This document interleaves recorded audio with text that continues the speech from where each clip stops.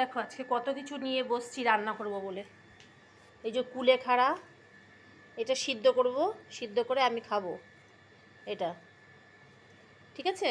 এতে প্রচুর পরিমাণে আমাদের হিমোগ্লোবিনটা তৈরি করে, হিমোগ্লোবিন কমে গেলে তো আমাদের মেয়েদের প্রয়োজন 40 ওভার হয়ে গেলে। আর এই দেখো লাউ দিয়ে উচ্ছে দিয়ে তিতর ডাল করব। ওই যে প্রেশার কুকারে মটর ডাল সিদ্ধ করে রেখেছি। তারপরে এই কচুর, এটা হচ্ছে দুধমান কচুর পাতা, সেগুলো তুলে নিয়ে এসছে আমার বরমশাই।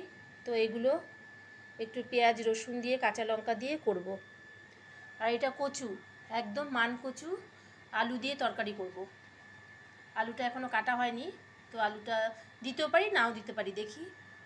আর এদিকে দেখো, এই যে ছেলের জন্য একটা ডিম করতে হবে, ওই ডিমের আলু কেটে রেখেছি। এই যে সেই আমাদের জমির পেঁয়াজ আদা রসুন সবই আমাদের জমির।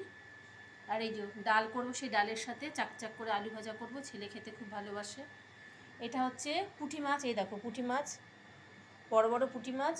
এই বেগুন দিয়ে আর আলু দিয়ে কাঁচা লঙ্কা আর একটু জিরে বেটে একদম পাতলা করে মাখা মাখা করে, এর মধ্যে একটু পেঁয়াজ দেবো, এই যে পেঁয়াজটা এটা কেটে এর মধ্যে মাছের মধ্যে দেবো, একটু মাখা মাখা করে করব।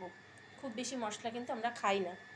আর এই যে ইঁচড়টা করব, ইঁচড়টা দেখো কেটে রেখেছি, এটা ছোটো ছোটো পিস করা হয়নি। আর এই আমটা না সিদ্ধ করব, সিদ্ধ করে একটু টক করব, আর বাকিটা একদম সিদ্ধ করে একটু কাঁচা লঙ্কা দিয়ে এটাকে সিদ্ধ করব, সিদ্ধ করে একদম ভালো করে পেস্ট করে ডিপ ফ্রিজের মধ্যে ঢুকিয়ে রেখে দেবো। এটা দিয়ে ভালো, এর মধ্যে একটু গোলমরিচের গুঁড়ো, বিট নুন সব কিছু দিয়ে একটু ফ্রিজে ঠান্ডা জল দিয়ে শরবত করলে না খেতে কিন্তু বেশ লাগে। তো আজকে সমস্ত কী কী রান্না করব আমি কিন্তু সব তোমাদের দেখিয়ে দিলাম।